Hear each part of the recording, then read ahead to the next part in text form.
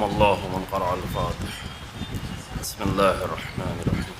الحمد لله رب العالمين الرحمن الرحيم مالك يوم الدين إياك نعبد وإياك نستعين اهدنا الصراط المستقيم صراط الذين أنعمت عليهم غير المغضوب عليهم ولا الضالين. صدق الله العلي العظيم. لا حول ولا قوة إلا بالله العلي العظيم. أعوذ بالله من الشيطان اللعين الرجيم. بسم الله الرحمن الرحيم.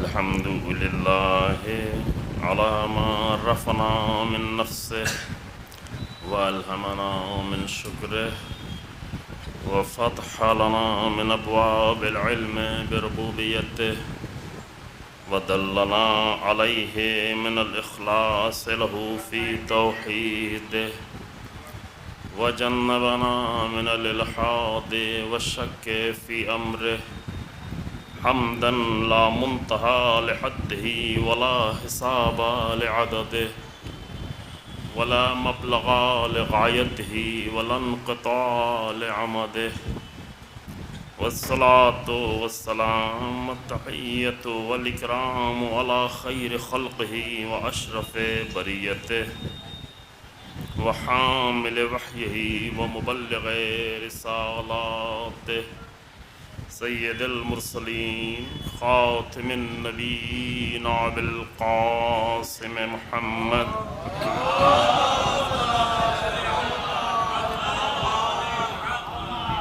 ثم الصلاة والسلام على أهل بيته الطيبين الأطهرين المعصومين المنتجبين الذين أذهب الله عنهم الرجس وطهرهم تطهيرا ولعنة الدائمة الباقية ولا أعدائهم أعداء الله أجمعين. أما بعد فقد قال الحسين بن علي عليهما الصلاة والسلام ألا ترون إلى الحق لا يؤمل به وإلى الباطل لا يتناهى عنه وليرغب المؤمن في لقاء ربه صلوات محمد.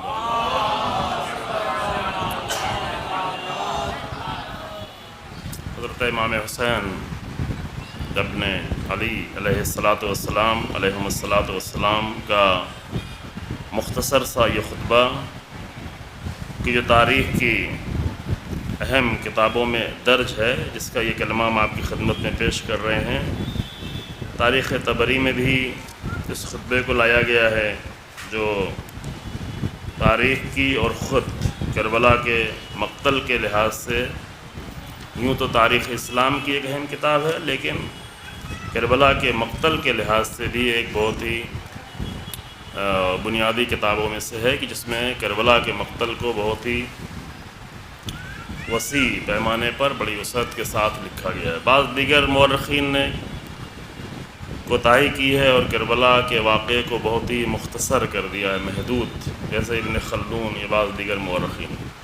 لیکن تاریخ طبری نے اپنی 7ویں جلد کے صفحات میں 7ویں جلد میں ایک بڑا حصہ جو ہے کربلا کے واقعے سے مخصوص رکھا ہے، اور یہ خطبہ جس کا یہ حصہ آپ کی خدمت میں پیش کیا جا رہا ہے وہ 300 صفحے پر ہے. اس کے علاوہ لحوف میں ہے، مقتل خوارزمی میں ہے، اور دیگر بہت سارے مقتل اور دوسرے تاریخ کی کتابوں میں. مقتل بھی تاریخی کتاب ہوتی ہے، لیکن مقتل سے مراد جو آپ کبھی کلمہ سنتے ہیں کہ مقتل میں لکھا ہوا ہے، معتبر مقتل میں، غیر معتبر مقتل میں. مقاتل کے درجات ہیں، بعض جگہ بیان کر چکا ہوں. پوری تاریخ میں جتنے مقتل لکھے گئے ہیں اس میں نمبر 1 کے مقاتل ہیں، نمبر 2 کے ہیں، نمبر 3 کے ہیں، حتیٰ نمبر 3 کے بھی نیچے مقاتل ہیں کہ افسوس کہ ہمارے ہندوستان میں تیسرے نمبر یا اس سے بھی نیچے کے مقتل سے زیادہ تر مصائب پڑھے جاتے ہیں. نمبر 1 اور نمبر 2 کے مقتل سے بہت کم استفادہ کیا جاتا ہے. یہ ہمارے مشکلات میں سے ہے، اسی لیے تقاضا بھی کرتے رہتے ہیں، خاص کر نئی نسل سے، کہ وہ کربلا کے کسی معتبر مقتل کو حتماً پڑھیں، جیسے الارشاد کو پڑھیں، جیسے لہوف کو پڑھیں۔ ابھی مخنف کا سب سے پہلا مقتل تھا جو کربلا کے واقعے کے سب سے پہلے بعد میں سب سے پہلے لکھا گیا، لیکن وہ حقیقی مقتل ابھی موجود نہیں ہے۔ لیکن چونکہ ابھی مخنف کی سب سے زیادہ روایتیں طبری نے لی ہیں، تاریخ طبری نے سب سے زیادہ روایات ابھی مخنف سے لی ہیں، لہذا تاریخ طبری اس اعتبار سے اہم ہو جاتی ہے کربلا کے مقتل کے حوالے سے کہ اس میں ابھی مخنف کی روایتیں سب سے زیادہ ہیں۔ اور ابھی مخنف کا اصلی مقتل وہ ابھی موجود نہیں ہے، ان کے نام کا ایک دوسرا مقتل بازار میں ہے، فارسی میں بھی ہے، اردو میں بھی ترجمہ ہوا، لیکن وہ بالکل حقیقی اور اوریجنل مقتل نہیں ہے۔ لیکن ابھی مخنف کا حقیقی مقتل اور حقیقی تاریخ کربلا اگر دیکھنا ہے تو تاریخ طبری میں ان کی روایات جو ان کے اصل مقتل کی تھی وہ اس کتاب میں کافی حد تک موجود ہیں اور لکھی جا چکی ہیں۔ یہ چند جملے میں نے آپ کو مقتل کے بارے میں عرض کیے کہ انشاءاللہ تعالی ہماری توفیقات ہوں کہ ہم عزائے حسین ابن علی سلام اللہ علیہ منعقد کرتے ہیں، تو اتھینٹک اور معتبر مقاتل کی کتابیں بھی ہماری نگاہوں کے سامنے بھی ہے، نیٹ پر موجود ہیں، اردو میں موجود ہیں، انگلش میں موجود ہیں، عربی اور فارسی میں تو موجود ہی ہیں، دیگر بعض زبانوں میں بھی موجود ہیں۔ خوب یہ واقعہ، یہ خطبہ جو چھوٹا ہی سا خطبہ ہے جو 2 محرم کو حسین ابن علی سلام اللہ علیہ نے میدان کربلا میں وارد ہونے کے بعد خطاب فرمایا ہے، اس خطبے کے تقریباً اس آخری حصے میں فرماتے ہیں کہ الا ترون الی الحق لا یعمل بہ، یا الا ترون ان الحق لا یعمل بہ، یا الا ترون الحق لا یعمل بہ۔ یہ 3 الگ الگ نقل ہوا ہے الگ الگ کتابوں میں، لیکن مطلب سب کا ایک ہی ہوتا ہے کہ کیا تم دیکھتے نہیں حق کی طرف، تم دیکھتے نہیں حق کو کہ اس پر عمل نہیں کیا جا رہا ہے، وَأَنَّ الْبَاطِلَ لَا يُتَنَاهَى عَنْهُ، اور باطل کی طرف نہیں دیکھتے کہ اس سے روکا نہیں جا رہا ہے۔ اور جب یہ حالت ہو جائے تو ایک مومن آرزو کرتا ہے اپنے پروردگار سے ملاقات کی، اور اسی آرزو کے نتیجے میں حسین ابن علی میدان کربلا میں حاضر ہو گئے۔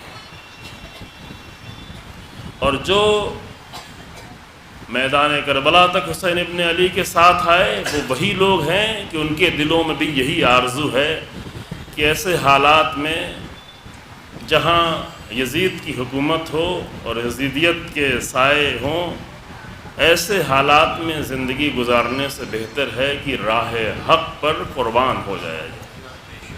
یہ ایک مومن کی آرزو ہے عزیزو۔ اگر دور حکومت رسول اللہ ہو، دور حکومت امیر المومنین ہو، تو مومن آرزو کرے گا کہ اس دور میں جتنی خدمت ممکن ہو سکے خدمت انجام دے۔ لیکن اگر ایسا دور تبدیل ہو جائے یزید کے دور میں تو ایک مومن آرزو کرے گا کہ اپنی جان دے دے، لیکن یہ جان کا دینا حق کے لیے ہو، یہ جان کا دینا حق کی سربلندی کے لیے ہو۔ پہلے عرض کیا گیا کہ صرف جان دینا نہیں تھا، ورنہ مکے میں بھی دی جا سکتی تھی، مدینے میں بھی دی جا سکتی تھی، لیکن اس طرح سے جان کا دینا، اس طرح سے قربانی کے دینا کہ جب بھی حسین ابن علی کا نام آئے تو حق سربلند ہوتا ہوا نظر آئے، اور جب بھی صاحبان حق باطل کے مقابلے میں کھڑے ہوں تو ان کے سامنے حسین ابن علی کا نام موجود۔ اس طرح حسین تم نہیں رہے، تمہارا گھر نہیں رہا، مگر تمہارے بعد ظالموں کا ڈر نہیں رہا۔ یہ کربلا کی وجہ سے، اور آج بھی ہم دیکھ رہے ہیں کہ ظلم کتنی بھی تیاریوں کے ساتھ آئے، لیکن جو صاحبان حق ہیں انہوں نے حسین ابن علی سے اتنا کچھ سیکھ لیا ہے کہ نہ کسی اسلحے سے ڈرتے ہیں نہ کسی طاقت سے ڈرتے ہیں، اور یہ نہ ڈرنے کی وجہ سے ہر باطل پر کامیاب بھی ہو رہے ہیں۔ الحمدللہ آج ہم جس دور میں زندگی گزار رہے ہیں، یہ اپنے حالات تھوڑے بہت دیکھ کے مومنین پریشان نہ ہوں، گھبرائیں نہیں، کمزور نہیں ہوں، خوفزدہ نہیں ہوں۔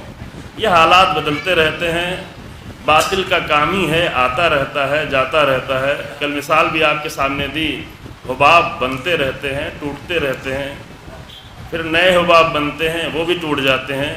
یہ حباب کی ساری زندگی ہی اتنی ہی ہے کہ جب تک کوئی حق کا قطرہ اس پہ ٹپک نہ جائے.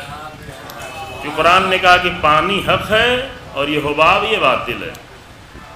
اما الزبد فیذهب جفان، یہ جو حباب ہے، یہ جو جھاگ ہے، یہ بہت جلدی چلی جانے والی ہے. فیذهب جفان، اس کی کوئی زندگی نہیں ہے. کل میں نے آپ کے سامنے عرض کیا کہ اس کا کوئی فائدہ نہیں ہے.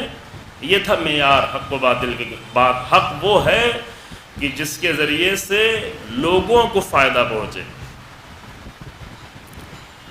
وَأَمَّا مَا يَنْفَعُ النَّاسَ فَيَمْكُثُ فِي الْأَرْضِ، اور وہ چیز کہ جس سے لوگوں کو فائدہ پہنچتا ہے وہ زمین میں جا کے ٹھہر جاتی ہے. بارش ہوتی ہے، پانی ٹھہر جاتا ہے. کیوں پانی ٹھہر جاتا ہے؟ تاکہ اس کے ذریعے سے لوگوں کو فائدہ پہنچے. یہ نہیں کہ جو میرا سجدہ کرتے ہیں اس کو تو پانی ملے گا، جو سجدہ نہیں کرتے نہیں ملے گا. جو رات میں عبادت کرتے ہیں انہیں صبح میں پانی ملے گا، لیکن جو عبادت نہیں کرتے ان کو پانی نہیں ملے گا. کہا نہیں، وہ جو عبادت کرتے ہیں ان کو انعامات دوسرے ملتے ہیں. ان کو ایک بڑا انعام ملتا یہ ہے کہ بندگی کرتے ہیں تو مزید بندگی کی توفیق مل جاتی ہے. یہ کہیں زیادہ بڑا انعام ہے. ہم سمجھتے ہیں کہ بندگی کے نتیجے میں کھانا مل جائے، پانی مل جائے، رزق مل جائے. یہ تو اللہ سب کو دے دیتا ہے. یہ تو اللہ نے فرعون کو بھی دے رکھا تھا. وہ چیز جو اللہ نے فرعون کو بھی دے رکھی تھے ہم بندگی کے بدلے میں مانگے ہیں. کچھ لوگ آتے ہیں عزاداری کرتے اس لیے عزاداری کر رہے ہیں تاکہ گھر میں برکت آ جائے. یہ برکت تو اللہ نے اس کا قانون دوسرا بنایا ہوا ہے. اگر اتنے بڑے کام کو کر کے اتنی چھوٹی چیز مانگنی تھی، یعنی عمل اتنا عظیم انجام دیا، مانگا اس کے بدلے میں کیا؟ بہت ہی چھوٹی سی چیز، ایسی چیز کی جو اللہ نے یوں ہی دے رکھی ہے. قانون اس کا الگ بنایا. کل کی مجلس میں عرض کیا گیا، یہ مطلب نہیں عرض کیا گیا لیکن وہ قانون بتایا گیا تھا کہ اس کا قانون قرآن نے یہ بتایا ہے کہ جتنا زیادہ تم جس کے لیے کوشش کرو گے وہ تمہیں ملتا چلا جائے گا. آیت ہے قرآن کی کہ کچھ لوگ وہ ہیں کہ کہتے ہیں ربنا آتنا فی الدنیا، پروردگارہ مجھے اس دنیا میں دے دے. اللہ کے تعلق دنیا میں دے دیتے ہیں، لیکن فما لہ فی الآخرۃ من نصیب، فما لہ فی الآخرۃ من خلاق، آخرت میں کچھ نہیں ملے گا کیونکہ دنیا میں مانگا تھا. دنیا میں دولت مانگی تھی، دنیا میں نام مانگا تھا، دنیا میں شہرت مانگی تھی، دنیا میں چرچا مانگا تھا، دنیا میں اخباروں میں نام آنا مانگا تھا. تو لو یہ ہم دے رہے ہیں، یہ تمہیں مل جائے گا. لیکن پھر آ کے یہ نہیں کہنا کہ ہم نے اتنا سب کچھ کیا تھا یا آخرت میں کیوں کچھ نہیں دکھائی پڑ رہا حساب و کتاب میں. کہا نہیں، یہ سب دنیا کے لیے کیا تھا، دنیا میں دے دیا. واضح بہت. لیکن کچھ لوگ ایسے ہیں کہ جو کہتے ہیں ربنا آتنا فی الدنیا حسنہ وفی الآخرۃ حسنہ وقنا عذاب النار. ہم ایک تو پڑھتے ہیں، دوسرا والا نہیں پڑھتے. ٹھیک ہے، پڑھنے کی ضرورت یوں نہیں ہے دعا میں، لیکن خبر رہے کہ دو طرح کے لوگ ہیں. کہیں ایسا نہ ہو کہ پڑھ ہم یہ والی آیت رہے ہوں اور سوچ اس والی آیت کے بارے میں رہے ہوں. نمازی میں، اسی نماز میں کبھی ایسا نہ ہو کہ ہم آیت تو یہ پڑھ لیں کہ ربنا آتنا فی الدنیا حسنہ وفی الآخرۃ حسنہ، لیکن ساری فکر کیا ہو کہ ربنا آتنا فی الدنیا، پروردگار اسی دنیا میں دے. اس مشکل میں ہم گرفتار ہیں. پہلے عرض کیا چکا کہ چونکہ مطلب ہمیں نہیں معلوم ہوتا، لہذا اس مشکل میں ہم بہت زیادہ گرفتار رہتے ہیں. پڑھ کچھ اور رہے ہوتے ہیں. اور معذرت ایک سلوات پڑھیں گے حضرت.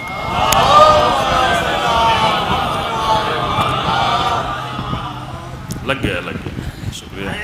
ایک اور سلوات.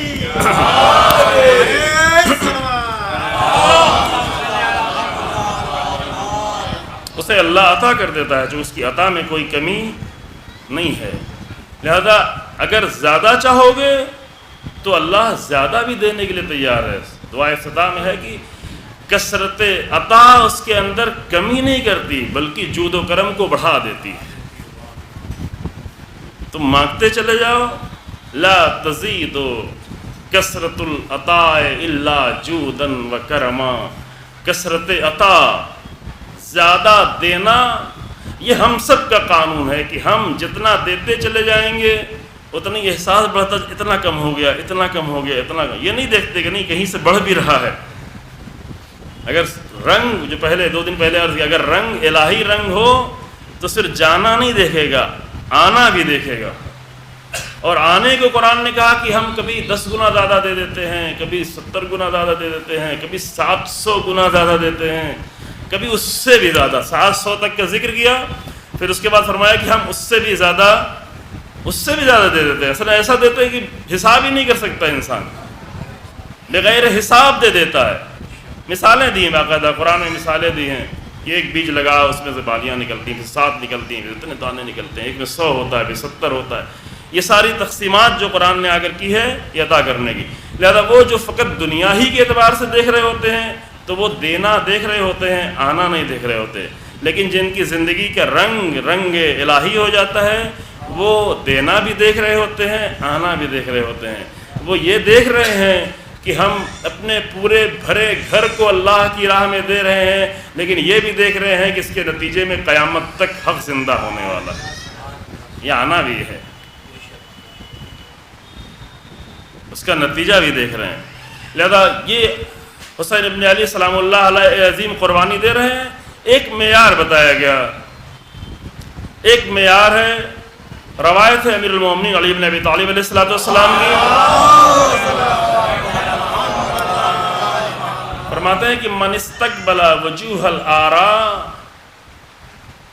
جو مختلف رائے کا استقبال کرتا ہے، گفتگو حق کی ہو رہی ہے اور حق کی پہچان کی کل گفتگو ہوئی ہے. چند جملے اس کے آگے بڑھا کے ہم دوسرے مرحلے میں داخل ہوتے ہیں کہ انسان الجھا ہوا ہے، پریشان ہے. اتنے طرح طرح کے نظریات، اور خاص کر آج کے دور میں انسان کے اوپر حملے ہوتے ہیں، نظریات کے حملے.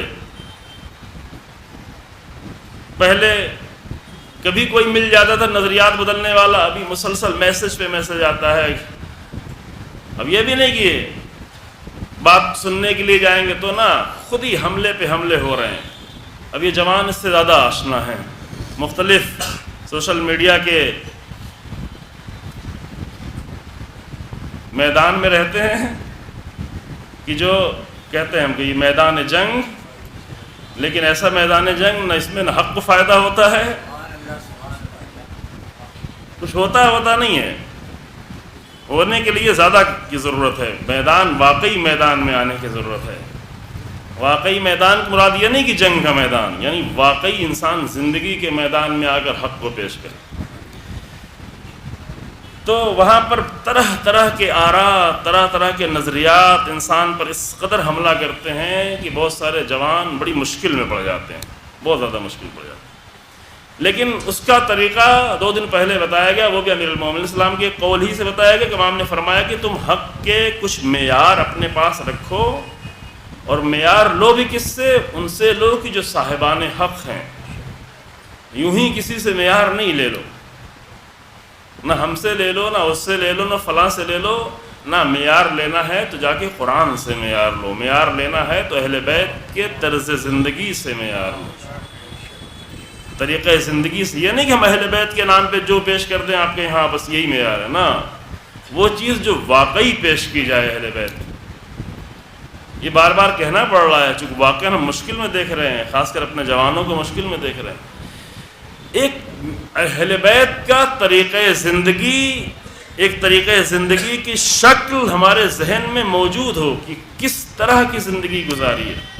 چند واقعات صرف نہیں ہوں الگ الگ کے، ایک اہل بیت کی پوری لاجک، اہل بیت کی پوری منطق زندگی کی انسان کے ذہن میں ہو. اور یہ کہاں ملے گی؟ یہ اس وقت ملے گی جب قرآن اور اہل بیت کو ساتھ ساتھ آ کر دیکھیں. جب ساتھ ساتھ دیکھیں گے تو وہ ایک دوسرے کی مدد کرتے ہوئے انسان کے ذہن میں حق کے صحیح کرائٹیریاز اور معیار لا کر پیدا کر دیں گے. اب انسان کے لیے بہت ہی آسان ہو جائے کہ پہچاننا.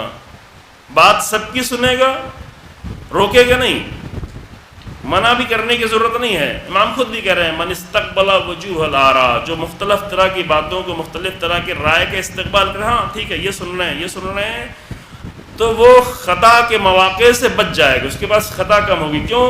لیکن خطا کب کم ہوگی؟ جب اس کے پاس پہلے سے حق کا معیار موجود ہو.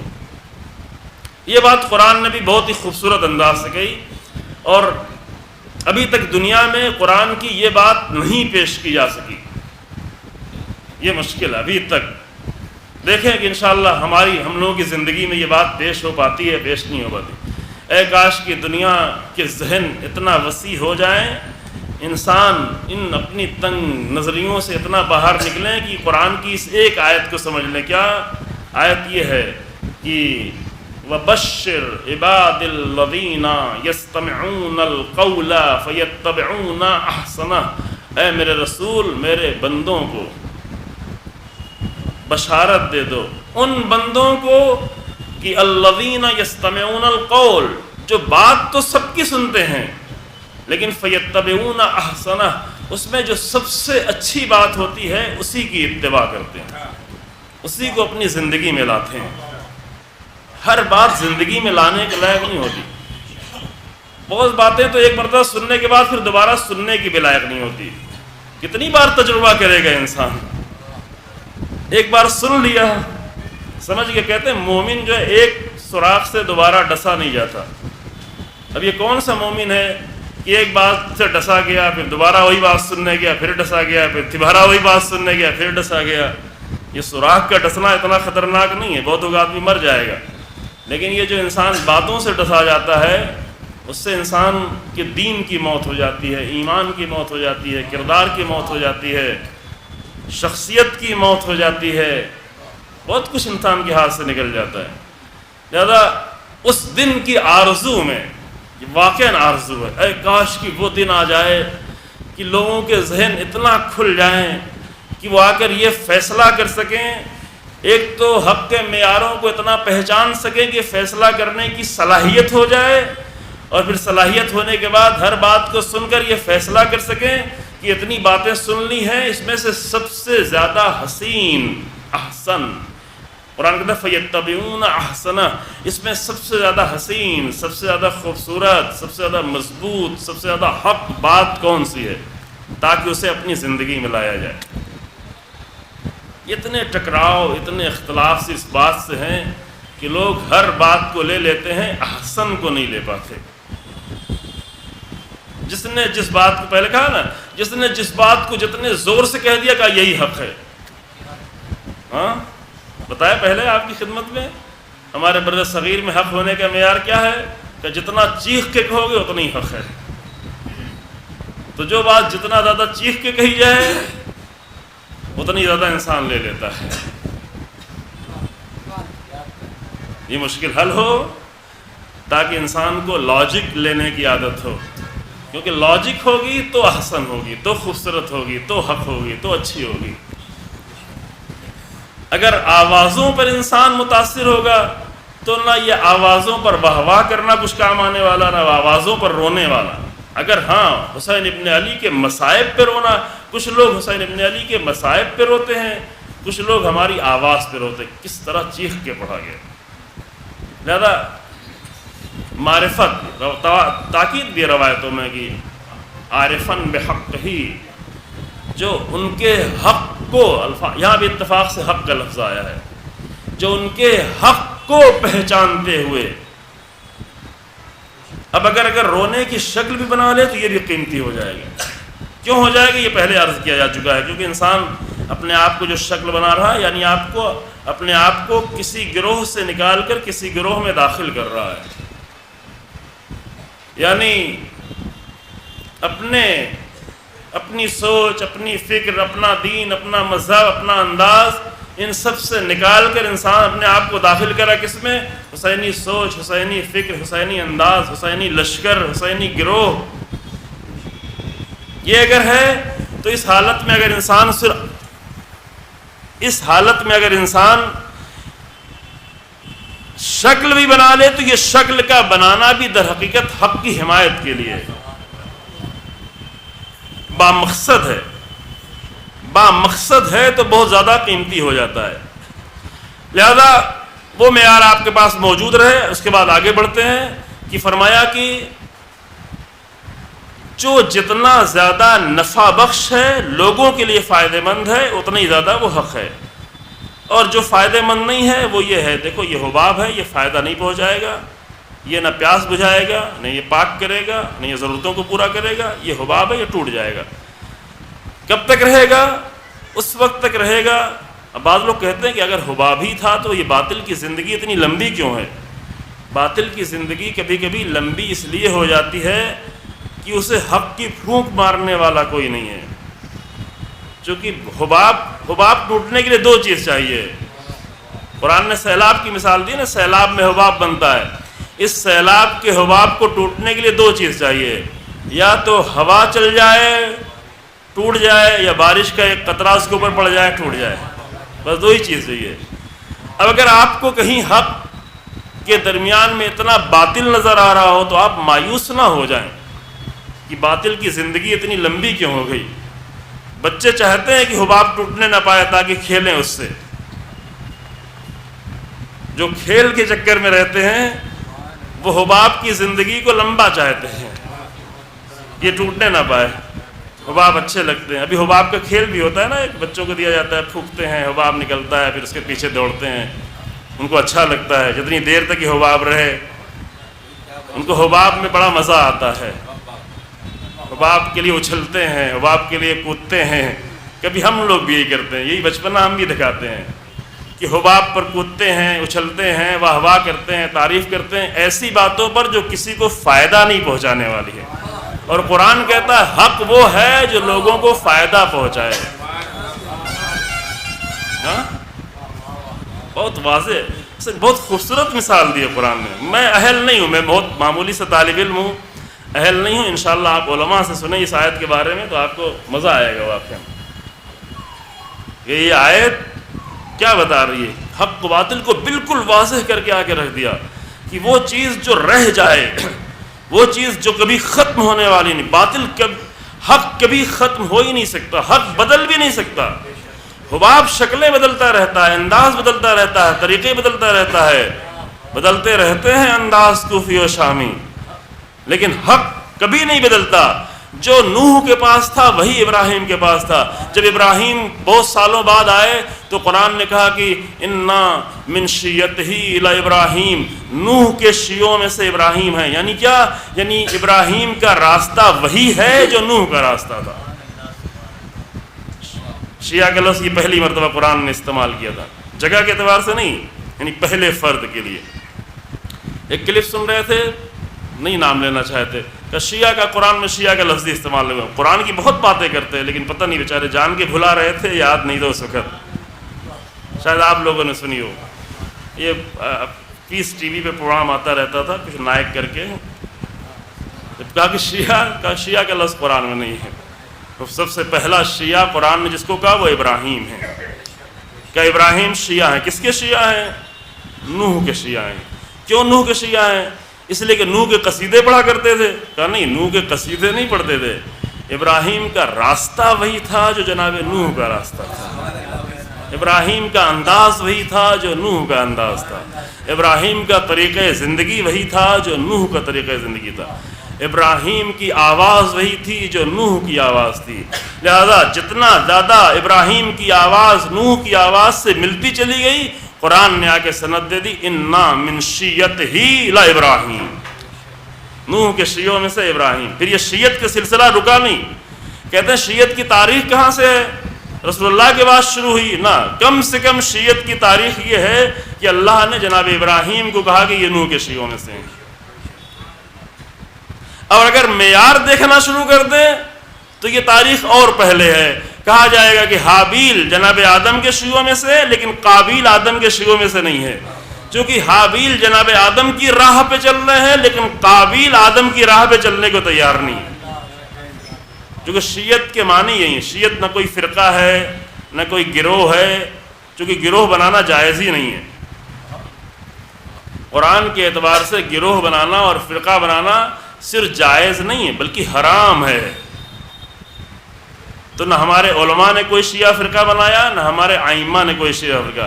ہمارے ائمہ نے صرف یہ بتایا کہ جو بھی راہ امیر المومنین پر چلتا نظر آئے وہ امیر المومنین کا شیعہ ہو گیا. یہ گروہ نہیں ہے. اور جو جتنا زیادہ چلتا ہوا نظر آئے وہ اتنی زیادہ امیر المومنین کا شیعہ ہے. یہ طے کر لیں کہ کہ مجھے بار بار نہ کہنا پڑے کہ تشیع یعنی راہ، ایک راہ ہے اس پر. اب یہ مثالیں آپ کو دی جاتی ہیں، ہمارے ذاکرین دیتے کہتے ہیں مشایعت جنازہ یعنی اس کے پیچھے پیچھے چلنا. اصل عربی میں شیعت کے معنی ہی یہی ہیں کہ جو جس کے پیچھے چلنے لگے وہ اسی کا شیعہ ہو گیا. جیسے پہلے آپ کو عرض کیا تھا کہ جو جس کے پیچھے چلنے لگے وہ جس کے پیچھے جا رہا ہے وہ اس کا امام ہو گیا. جو امام یعنی آگے رہنے والا، پیچھے جو ہے وہ اس کو امت کہہ لیں یا شیعہ کہہ لیں یا ماموم کہہ لیں. کلمہ آپ بدل لیں لیکن کام ایک ہی کرنا ہے.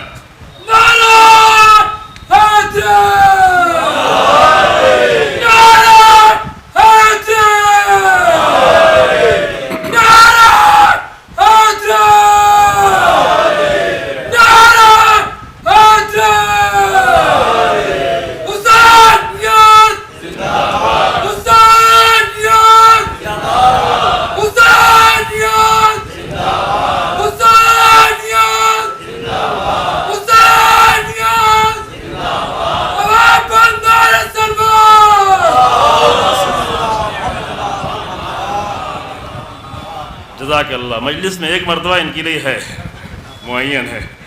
جزاک اللہ. ٹھیک ہے انشاءاللہ کل انشاءاللہ. بس معیاروں کو انسان اگر پہچان لیتا ہے تو پھر اس کا شیعہ بننا بھی بہت ہی آسان ہو، خود کو سمجھنا آسان ہو جاتا ہے، دوسروں کو نہیں، اپنی شیعت کو سمجھنا آسان ہو جاتا ہے. کوئی آیا امام صادق علیہ السلام کے پاس، میں آپ کا شیعہ ہوں، کہا اللہم صلی علی محمد و آل محمد. جزاک اللہ. اس کے لیے بھی امام کے پاس آیا، کہا کہ میں آپ کا شیعہ ہوں. کہا کہ یہ باتیں نہ کرو، ایسی بڑی بڑی باتیں کرتے ہیں لوگ آگے. کہا ہاں یہ کہو کہ میں تمہارا محب ہوں. محب ہونے کی سند ہم دیتے ہیں کہ واقعا محب ہو، لیکن محب ہونا اور ہے، شیعہ ہونا اور ہے. محب وہ بھی تھا جو حسین ابن علی سے مل کے حج کرنے چلا گیا، لیکن شیعہ وہ تھا جو مقتل تک آ گیا. یہ فرق ہے. محب مکے سے لے کر کوفے کی راہ اور کربلا تک بہت سارے حسین ابن علی کو ملے، بہت سارے ملے جو واقعا محب تھے. اور ان کا میں ہی محب نہیں ہوں، وہ کوفے کے لوگ بھی محب ہیں. کوفے کے لوگ بھی محب. کہا قلوبہم لکا، ان کے دل آپ کے ساتھ ہیں، یعنی وہ آپ کے محب ہیں. کہ محبتوں کا سلسلہ تو یہاں سے لے کے کوفے تک جاری ہے، لیکن آپ کے ساتھ مقتل تک آئیں گے نہیں. مقتل تک حبیب نے مظاہر آئیں گے، مسلم ابن اوسجہ آئیں گے، لیکن پورا کوفہ نہیں آئے گا. تو کہا وہ پورا کوفہ، اس میں ہزاروں لوگ وہ محب تو ہیں، لیکن شیعہ وہ ہیں جو مقتل میں حسین ابن علی کے بارگاہ میں آ گئے. کیوں؟ اس لیے کہ راہ حسین ابن علی پر آ گئے، اور شیعت کا معیار ہے راہ حسین ابن علی پر آ جانا. یہ معنی یہی ہے. میں اپنی طرف سے یہ کچھ کہہ نہیں رہا ہوں، میں خالی شیعہ لفظ کے معنی بتا رہا ہوں بس. شیعہ لفظ کے معنی یہ ہے. پھر جب یہ معنی معلوم ہو جائے تو دوسروں کو بھی شیعہ پہچاننا ہے. ابھی بہت مشکل میں، ہم لوگ بہت مشکل میں ہیں. ابھی لوگ بھی بڑی مشکل میں پڑے ہوئے ہیں. کہتے ہیں ہم شیعہ، وہ دوسری قوم کو لوگ پریشان ہوتے ہیں کہ یہ کون سے شیعہ. اگر ہم شیعت کے کم سے کم صحیح معنی بتا دیں تو ہمیں خود کو پہچاننا بھی آسان ہو جائے گا اور دوسروں کو بھی ہمیں پہچاننا آسان ہو جائے گا. ابھی دوسرے بھی مشکل میں پڑے ہوئے ہیں کہ میں کیسے پہچانوں، کس کو پہچانوں، کس کو شیعہ کہوں. وہ جو باطل کے مقابلے میں کھڑا ہوا ہے اسے شیعہ کہوں، یا جو آ کر باطل کی منبر پر تائید کر رہا ہے اسے شیعہ کہوں. شیعہ تو ایک ہی ہو سکتا ہے. کس کو شیعہ کہوں؟ وہ جس کے دل میں مظلوموں کے لیے ہمدردی ہے اسے شیعہ کہوں، یا وہ جس کے دل میں حتیٰ اسرائیل کے لیے ہمدردی ہے اسے شیعہ کہوں. مسئلہ تو سخت ہے. لوگ پریشان ہیں، لوگ مشکل میں پڑے ہوئے ہیں. اسرائیل کے لیے ہمدردی ہے، امریکہ کے لیے ہمدردی ہے. ظالموں کی جتنی فہرست بن جائے وہاں سے لے کے یہاں تک سب کے لیے ہمدردی ہے. لیکن ہمدردی نہیں ہے تو مظلوموں کے لیے نہیں ہے. دنیا کے کسی مظلوم کا نام نہیں آتا. اللہ اکبر، کیسے حسین ابن علی کی مظلومیت کا ذکر ہو؟ دنیا کے کسی مظلوم کے لیے ہمدردی نہیں ہے. یمن والوں کے لیے ہمدردی نہیں ہے، فلسطین والوں کے لیے ہمدردی نہیں ہے، سیریا کے مظلوموں کے لیے ہمدردی نہیں ہے، عراق کے مظلوموں کے لیے ہمدردی نہیں ہے، اور عالم اسلام میں اور دوسرے عالم کے مظلوموں کے لیے ہمدردی نہیں ہے، میانمار کے مظلوموں کے لیے ہمدردی نہیں ہے، اپنی زمین پر موجود مظلوموں کے لیے ہمدردی نہیں ہے. لیکن ظالموں کا ذکر ہے، ظالموں کے تذکرے ہیں، ظالموں کی تصویریں ہیں، وہ سب کچھ ہے. کیوں؟ اب یہ دیکھ دیکھ کر دوسرے کو مشکل ہوتی ہے کہ میں شیعت کو پہچانوں کیسے. لہذا کم سے کم یہ ہماری مجبوریوں میں سے ہے، مجبوریوں کی وجہ سے آپ کو سنا رہا ہوں اور آپ سن لیں. یہ ہماری مجبوریوں میں سے ہے کہ کم سے کم آ کر شیعت کو ڈیفائن کر دیں، شیعت کے معنی بتا دیں کہ شیعت یہ ہے بھائی، یہ ہے شیعت. ادھر اہل سنت بھی پریشان ہیں. وہ کہتے داعش، کہتے اہل سنت یعنی جو رسول اللہ کی سنت پر عمل کرنے والا ہو. تو یہ داعش، یہ رسول اللہ کی سنت ہے معاذ اللہ. اور اگر دونوں کے صحیح معنی سمجھ میں آ جائیں، یہ بات مجھے یاد ہے 2 سال پہلے عرض کر چکا ہوں، دونوں کے صحیح معنی سمجھ میں آ جائیں تو دونوں میں ٹکراؤ ہی نہیں ہے. کیونکہ جو رسول اللہ کی سنت پہ عمل کرے گا وہ لازمی طور پر امیر المومنین کا شیعہ ہوگا. ہو ہی نہیں سکتا. اگر رسول اللہ کی سنت پہ عمل کیا تو امیر المومنین کی پیروی کرنی پڑے گی، ورنہ رسول اللہ کی سنت پہ عمل ہی نہیں کر سکتے. اور جو شیعہ ہوگا وہ لازمی طور پر رسول اللہ کی سنت پہ عمل کرے گا، ورنہ شیعہ ہی نہیں ہو سکتا. تو شیعہ سنی کی لڑائی نہیں ہے، یہ تو صرف لفظیں الگ ہیں، لڑائی نہیں ہے. لڑائی کس کی ہے؟ لڑائی اس کی ہے کہ جو ان لڑائی کے ذریعے سے فائدہ اٹھانا چاہ رہا ہے، یا باہر کا یا اندر کا. باہر کے لوگ کچھ اور فائدہ اٹھاتے ہیں، اندر کے لوگ کچھ اور فائدہ اٹھاتے ہیں. لہذا سارے مسلمان شیعہ سنی مل کر یہ مشکل حل کر لیں کہ بھائی چند اختلافات ہمارے درمیان میں ہیں، بعض بنیادی اختلاف بھی ہے. مثلا ولایت کا مسئلہ بنیادی مسئلہ ہے، لیکن آئے اس پر بات کریں. چونکہ ولایت کی صرف ہمیں ضرورت نہیں ہے، آپ کو بھی ضرورت ہے. ولایت کی سب کو ضرورت ہے. لہذا آئیں اس مسئلے پہ بات کرتے ہیں، جس کو سمجھ میں آ جائے اچھا ہے. مصر کے لوگوں نے تو آگے کہا ایران میں کہ ہم اتنا بڑا انقلاب لے آئے لیکن میرے پاس ولایت نہیں تھی، لہذا کچھ نہیں کر پائے. تو ان کو آج سمجھ میں آیا کہ ہاں ولایت کی ضرورت انہیں بھی ہے، ان کو بھی ایک نظام کی ضرورت ہے، وہ نظام کی جس کے اوپر اللہ کے قانون کی حکومت ہو.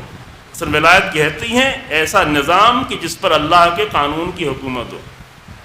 ولایت امیر المومنین یعنی کیا؟ ولایت امیر المومنین یعنی امیر المومنین کے ذریعے سے اللہ کے قانون کی حکومت. ہم کسی اور کی حکومت کو کیوں نہیں مانتے؟ کیونکہ ہمیں شک ہے کہ کوئی اور آئے گا تو وہ اللہ کے قانون کی 100% حکومت کر پائے گا یا نہیں. چونکہ اس کو شوق ہوگا کچھ ہماری باتیں مانی جائیں، کچھ رسول اللہ کے زمانے میں تھا لیکن اب میں بدلنا چاہتا ہوں، تو یہاں پہ اللہ کے قانون کی حکومت نہیں رہ جائے گی.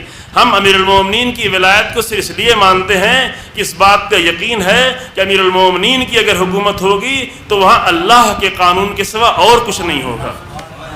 بس اتنی سی سادی سی بات ہے، آسان سی بات ہے. ولایت کو بہت پیچیدہ کیا ہے لوگوں نے، چونکہ لڑائی جھگڑا کر کر کے پیچیدہ کر دیا. ولایت سے اتنی آسان اور سادہ اور بہت ہی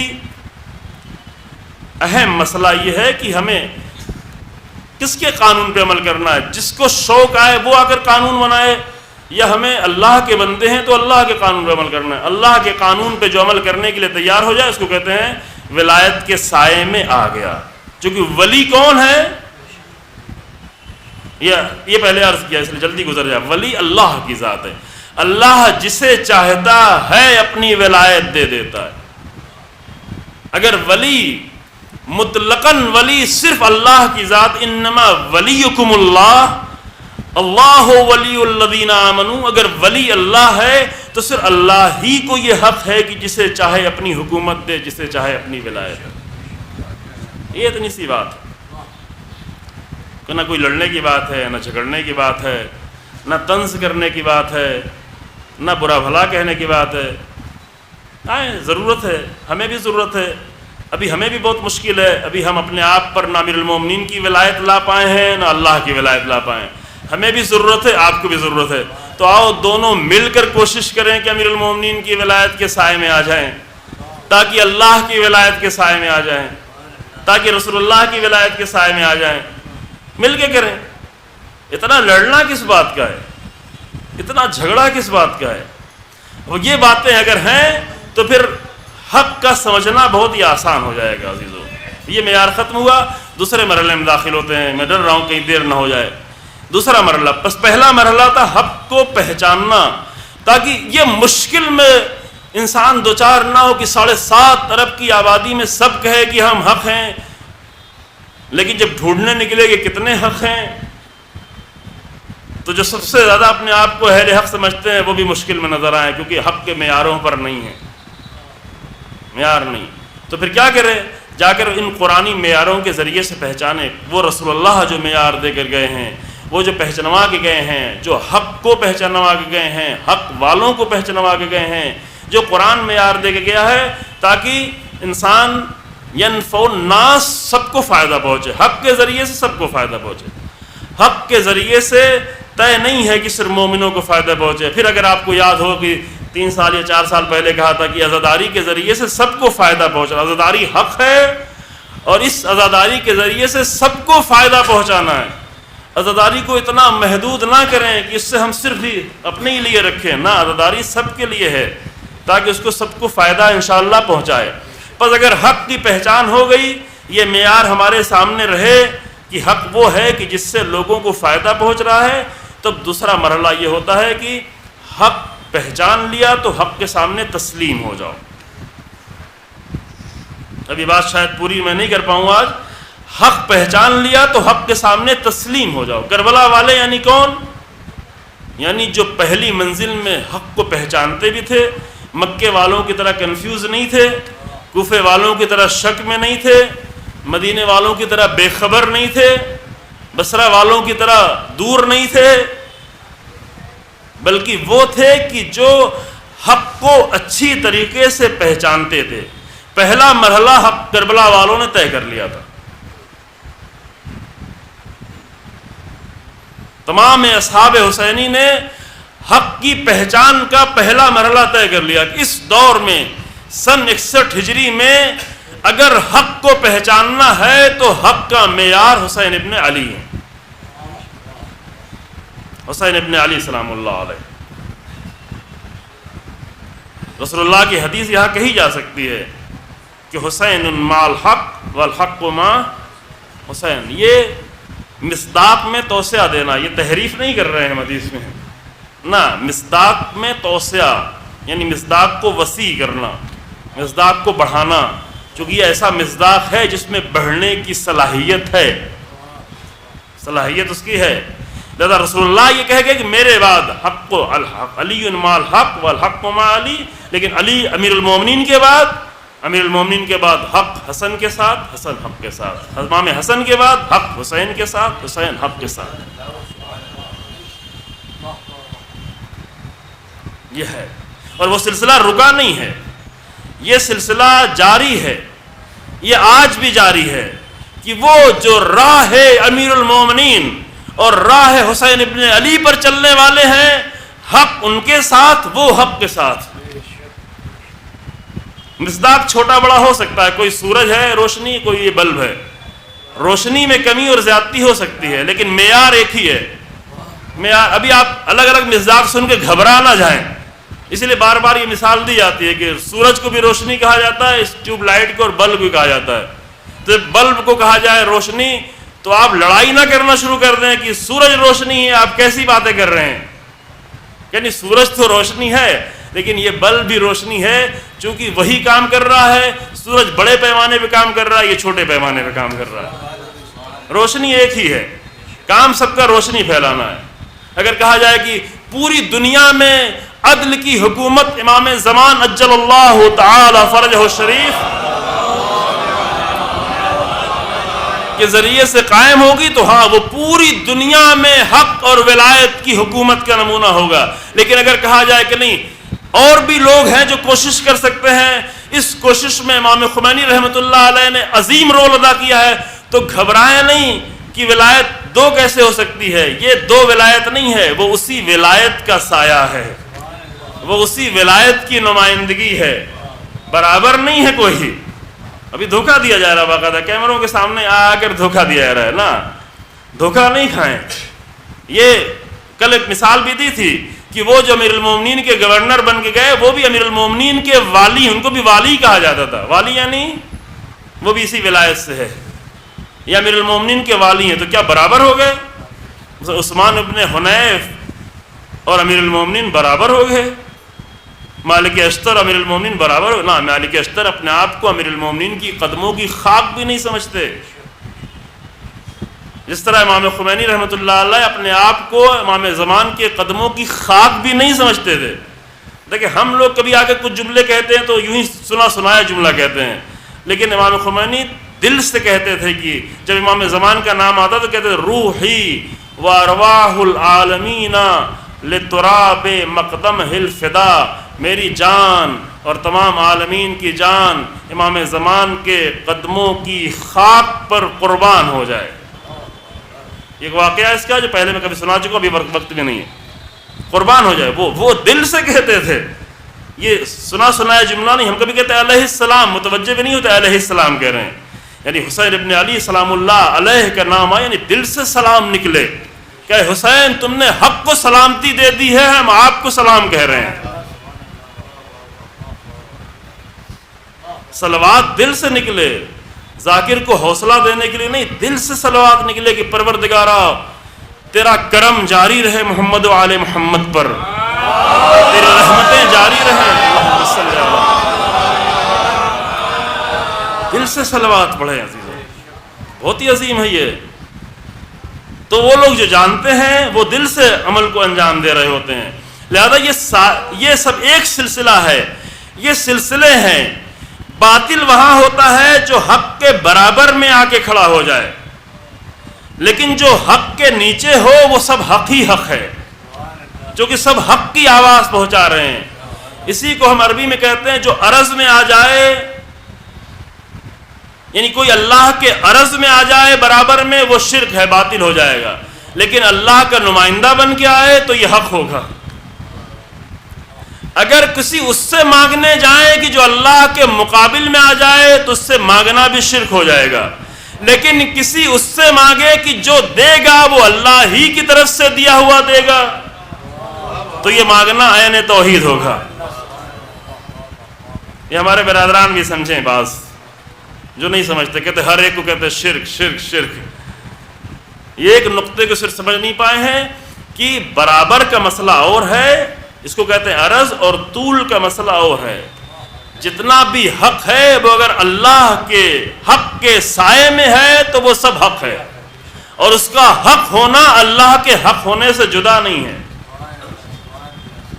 لیکن اگر کوئی اللہ کے مقابلے میں آ کے کہے کہ ہم حق ہیں تو پھر قرآن کہتا ہے اما ما يدعون من دونه فهو الباطل، اسے چھوڑ کر وہ باطل. یہ بہت ہی بنیادی نقطہ ہے جو صرف دوسروں کو بتانے کی ضرورت نہیں ہے، کبھی کبھی ہمیں بھی اب ضرورت پڑ رہی ہے، ابھی اپنے جوانوں کو بتانے کی ضرورت پڑ رہی ہے. یعنی ضرورت اس بات کی پڑ رہی ہے کہ کبھی ایسا کام کرتے ہیں کہ جہاں وہ طول نکل جاتا ہے، وہ دیکھ نہیں پاتے کہ یہ سب کچھ جو ہو رہا ہے وہ اللہ کی طرف سے ہو رہا ہے. اگر یہ دیکھنا، اگر نگاہیں اللہ تک نہ جا پائیں، حسین ابن علی کی نگاہ تو ہر وقت اللہ کی طرف ہے. ہاتھ میں 6 مہینے کا بچہ ہے تو بھی کہہ رہے اللہ تیرے لیے، جوان آ رہا ہے مقتل میں تو کہا اللہ تو گواہ رہنا. اگر یہ ہماری نگاہیں نہ بن جا پڑ پائیں تو ہم مشکل میں پڑ جاتے ہیں. تو ہم صرف مشکل میں نہیں پڑتے بلکہ اہل بیت کے دل میں درد پیدا کر دیتے ہیں کہ جب اہل بیت پر نگاہ کریں اور اللہ کو نہ دیکھنے پائیں. چونکہ اہل بیت تو وہ ہیں کہ جو بھی ان کی طرف رخ کرتا ہے اس کا رخ اللہ کی طرف موڑ دیتے ہیں. اہل بیت تو ہم شرک آلود انسانوں جیسے نہیں ہیں کہ کہیں کہ آؤ میری تعریف کرو، میری واہ واہ کرو، میرا ذکر کرو، میرا تذکرہ کرو. اہل بیت وہ ہیں جو کہتے ہیں کہ جیسے ہی میری طرف آؤ گے میں اپنی طرف بلانے کے لیے آیا ہی نہیں ہوں، میں آیا ہوں اللہ کا وسیلہ بن کے، اللہ کی طرف لے جانے کے لیے۔ لہذا اس راز کو ہمارے جوان بھی سمجھیں، اس راز کو آج کے مومنین سمجھیں، دوسرے بھی سمجھ لیں اور ہم بھی سمجھ لیں کہ ہر وہ نگاہ جو جا کر اللہ تک پہنچا دے تو یہ طول کی نگاہ ہے، اور یہ طول کی نگاہ سب حق ہے۔ لیکن اگر برابر میں لا کے کھڑا کر دیا تو یہ اتنا بڑا ظلم ہوا ہے کہ جیسے مسیحیوں نے بڑی محبت میں آ کر حضرت عیسیٰ پر ظلم کر دیا ہے۔ یہ بار بار اسی لیے مثال بھی دیتا ہوں۔ بس حق کو پہچاننے کے یہ معیار ہیں جو بتائے گئے ہیں۔ اب حق پہچان میں آ گیا تو دوسرا مرحلہ فوراً، معاف کیجئے جو بات یہ بڑھ جاتی کبھی کبھی، دوسرا مرحلہ فوراً جو حق کے پہچاننے کے بعد کا ہے وہ حق کے سامنے تسلیم ہونا۔ پہچاننے کے بعد تسلیم ہونا۔ تو آپ کے ذہن میں سوال پیدا ہو، کیا یہ ممکن ہے کہ کوئی حق کو پہچان کے بھی تسلیم نہ ہو؟ اسی کربلا میں بہت سارے نمونے ہیں اور بعض نمونے تاریخ کے ہیں، دونوں نمونے ہیں۔ حق کے سامنے سخت ترین حالات میں تسلیم ہونے والے لوگ اور حق کے سامنے معمولی حالات میں بھی تسلیم نہ ہونے والے لوگ، یہ تاریخ میں نمونہ اور بہت ہی اچھے نمونے ہیں۔ اس لیے یہ نمونوں کو جاننا ضروری ہے کہ یہ زندگی میں ہمارے بار بار پیش آتا رہے گا کہ حق آئے گا، بار بار حق آئے گا، حق کو پہچانوا بھی دیا جائے گا۔ اب پہچانوانے کے بعد دیکھیں کہ کتنا تسلیم ہو رہے ہیں۔ عام طور سے یہ آپ سے ہم باتیں نہیں کرتے، چونکہ عوام عام طور سے حق کے سامنے تسلیم ہونے کے لیے تیار رہتی ہے، مشکل خاص لوگوں کو ہوتی ہے، خواص جسے کہتے ہیں۔ اب آپ کے ان کو کیوں مشکل ہوتی ہے؟ یہی بات کہہ کے کل انشاءاللہ آپ کے نمونے آپ کے سامنے کل پیش کریں گے۔ عوام کو عام طور سے مشکل نہیں ہوتی، عوام عام طور پہ فطری طور پر واقعاً قلباً حق کو چاہتے ہیں، حق کے عاشق ہیں۔ جیسے انہیں حق بات بتا دی جاتی ہے تسلیم ہونے کے لیے تیار ہو جاتے ہیں، مان لیتے ہیں۔ مان لینا یعنی تسلیم ہو جانا، حق کے سامنے سرنڈر کر جانا، حق کے سامنے سبمیشن، یہ ہے۔ لیکن خواص کو تاریخ میں مشکل نہیں ہے، خواص کو آج بھی مشکل نہیں۔ خواص کو مشکل کیوں پیش آتی ہے؟ اس لیے کہ خواص کی کچھ منفعتیں ہیں کہ اگر حق کو تسلیم کر لیں گے تو وہ منفعتیں نہیں ملیں گی۔ کچھ لوگوں سے رابطہ ہے، کہیں وہ رابطے ٹوٹ نہ جائیں۔ دیکھیں مشکل یہاں ہوتی ہے۔ کچھ فائدے ہیں، کہیں وہ فائدے خطرے میں نہ پڑ جائیں۔ عوام کو کوئی ایسی مشکل نہیں، عوام بیچاری جا کے دن بھر کام کرتی ہے، کماتی آ کے کھاتی ہے، نہ کسی سے کوئی فائدہ ہے، نہ کسی اپنا اپنی محنت، اپنا کام، اپنی مزدوری، اپنا حق۔ لہذا جیسے ہی حق پیش کیا گیا فوراً تسلیم، فوراً قلب سے تسلیم ہو جاتے ہیں۔ البتہ اس کے بعد والا جو مرحلہ ہے وہاں پہ تھوڑا عوام کو بھی کہنا پڑے گا کہ اس کے بعد والا مرحلہ تھوڑا سخت ہے، لیکن تسلیم ہونے کی حد تک عوام تیار ہے۔ یہ جو دنیا میں 7.5 ارب لوگ ابھی حق کے سامنے سب کے سب تسلیم نہیں ہیں تو اس کی وجہ یہ ہے کہ حق کو پہچانوایا ہی نہیں گیا ہے اتنے اچھے طریقے سے کہ تسلیم ہو جائیں۔ یہ مشکل ہماری ہے، یہ عوام کی اتنی مشکل نہیں ہے۔ یعنی جن کو پہچانوانا چاہیے تھا وہ بیچارے پہچانوا نہیں پائے۔ اور امام رضا علیہ السلام 1200 سال پہلے یہ کہہ کے چلے گئے، امام رضا علیہ السلام 1200 سال پہلے یہ کہہ کے چلے گئے کہ اگر تم پہچانوا دو گے تو سب کے سب ہماری اتباع کریں گے۔ یہ کلمہ ہے امام۔ اگر سب جان لیں گے کہ میرے کلام کا حسن کیا ہے، چونکہ یہی حق ہے۔ تو امام کو کیسے پہچانا جائے؟ امام کو شکل سے نہیں پہچانا جا سکتا، چونکہ شکل سے اس وقت تک پہچانا جائے جب تک امام ہماری نظروں کے سامنے۔ امام کو امام کے کلام سے پہچانا جاتا ہے، چونکہ امام کا کلام ہمیشہ ایک رہتا ہے۔ امام علی ہیں تب بھی وہی کلام ہے، امام علی رضا ہیں تب بھی وہی کلام ہے۔ جو حق کے کلام تو تبدیل نہیں ہوتے رہتے، حق کا کلام ہمیشہ ایک رہتا ہے۔ لہذا امام کو امام کے کلام سے، اور امام نے فرمایا کہ ان الناس لو علموا محاسن کلامنا لاتبعونا، اگر سب لوگ، یہاں بھی ناس ہے یعنی سارے لوگ، ساری دنیا، یعنی کہ میرے مومن، میرے چاہنے والے، میرے عاشق، میرے مسلمان، یعنی ساری دنیا اگر وہ ہمارے کلام کے حسن کو جان جائے تو سب کے سب ہماری اتباع کریں گے، یعنی سب حق کی اتباع کر جائیں گے۔ چونکہ حق کے اتباع کرنے کے لیے تیار کون نہیں کرے گا؟ وہ نہیں کرے گا کہ جس کے فائدے ٹکرا رہے ہیں۔ ایک صرف نمونہ پیش کرتے ہیں، گفتگو یہاں پہ تمام کرتے ہیں۔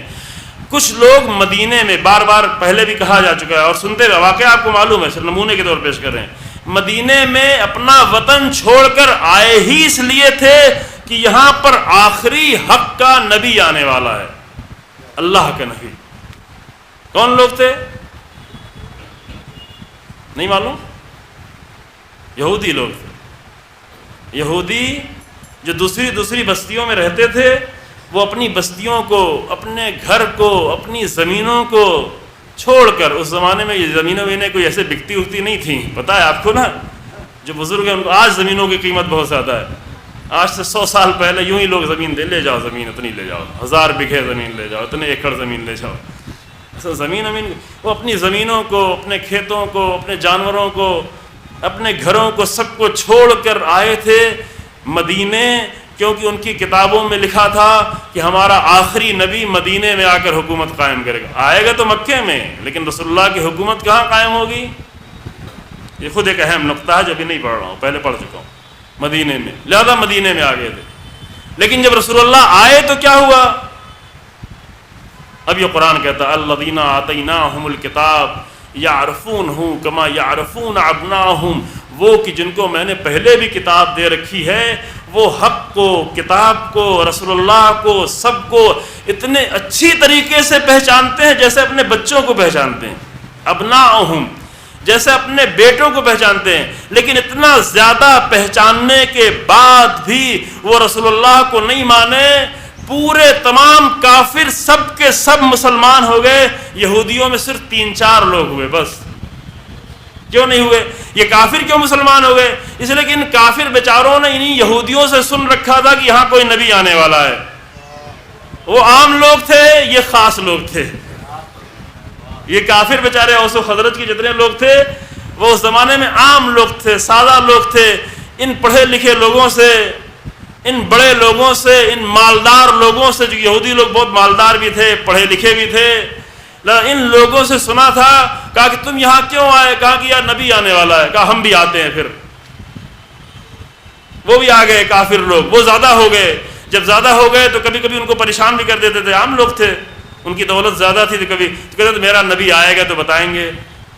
یہ نبی کی وجہ سے ڈراتے تھے کہ ہمارا نبی آنے والا ہے، تم مجھ پہ ظلم کر رہے ہو، میرا نبی آئے گا تو ظلم نہیں کرنے دیں گے۔ یہ ڈر ڈر کے کبھی کبھی نبی کا نام سن رکھا تھا، لیکن جب نبی آ گیا، نبی ابھی مدینے میں آیا بھی نہیں، سب کے سب کافر پہلے ہی سے مسلمان ہو گئے۔ مدینہ آنے سے پہلے پورا اوس و خزرج سب کے سب، ایک دو منافق اس میں تھے، عبداللہ ابن ابی جیسے، چونکہ ان کو امید تھی مجھے حکومت مل جائے گی، لیکن حکومت نہیں ملی۔ چونکہ رسول اللہ آ گئے تو حکومت نہیں ملی، رسول اللہ کی حکومت ہو گئی، لہذا وہ حالت نفاق میں باقی رہے۔ لیکن یوں پورے تمام کافر سب کے سب مسلمان ہو گئے۔ یہ بیچارے عام لوگ تھے، لیکن یہ خاص لوگ، خاص خاندان کے لوگ، انبیاء کی خاندان کے لوگ، جناب ابراہیم کی نسل کے لوگ، حضرت یعقوب کی اولاد، بنی اسرائیل یعنی حضرت یعقوب کی اولاد، حضرت ابراہیم کے فرزندان، جن میں ہزاروں نبی آئے، ہزاروں نبی کے ساتھ رہے، کتابیں آئیں، یہ خاص لوگ جو آئے ہی تھے نبی کے لیے، لیکن جب نبی آیا تو وہ عوام تو سب مسلمان ہوتی چلی گئی، یہ خواص سب کے سب نبی کے دشمن ہوتے چلے گئے۔ کیوں ہوئے؟ بس آخری نقطہ، کیوں ہوئے؟ کیونکہ ان کے فائدے نبی کی حکومت سے ٹکرا رہے تھے۔ وہ سمجھتے تھے کہ نبی تو ہمارے ہی خاندان میں آنا چاہیے۔ یہ خاندان پرستی تھی ان کی۔ خاندان پرستی میں نقصان ہو جائے گا، چاہے جہاں بھی ہو، چاہے مکے میں ہو، چاہے مدینے میں ہو، چاہے ہندوستان میں ہو۔ خاندان پرستی ہوگی تو نقصان ہو جائے گا۔ لہذا ان لوگوں نے کیا کیا؟ کہا کہ نبی تو ہمارے پاس نبی آئے، ابراہیم کے بعد سے لے کر آج تک، جناب اسحاق کے بعد سے لے کے آج تک اسماعیل کی خاندان میں کوئی نبی آیا ہی نہیں، تو یہ کیسے ممکن ہو گیا کہ ہماری خاندان سے نبی نہیں آ کر اسماعیل کی خاندان میں نبی آ گیا؟ تو اگر نبی آ گیا، اگر اسے نبی مان لیتے ہیں تو پھر ہماری دولت پہ بھی وہ اختیار ہو جائے گا، ہمارے اقتدار پہ بھی اس کا اختیار ہو جائے گا، اور ہم اپنا اقتدار نہیں دینا چاہتے، اپنی دولت نہیں دینا چاہتے، اپنے فائدے نہیں چھوڑنا چاہتے، لہذا وہ خاص لوگ انہوں نے رسول اللہ کے صرف انکار نہیں کیا، رسول اللہ کے دشمن ہو گئے۔ تمام ہوئی بات۔ بعض نمونے انشاءاللہ کل آپ کی خدمت میں پیش کیے جائیں، چونکہ اہم نمونے ہیں۔ یہ اس لیے اہم نمونے ہیں کہ ہماری زندگی میں بھی بار بار ہمارے سامنے حق آئے گا، وہاں پہ آ کر بہتر ہے کہ اوس و خزرج جیسے قبول کر لیں، قبول کر لیں، جس طرح کربلا والوں نے قبول کر لیا تھا۔ جیسے جناب زہیر کے سامنے آ کر حسین ابن علی نے حق پیش کر دیا، پہلے آگے جاتے تھے، پیچھے جاتے تھے، قبول کرنے کو تیار نہیں، کیونکہ ابھی ان کے سامنے پیش ہی نہیں ہوا تھا، وہ بھی کنفیوز تھے بیچارے۔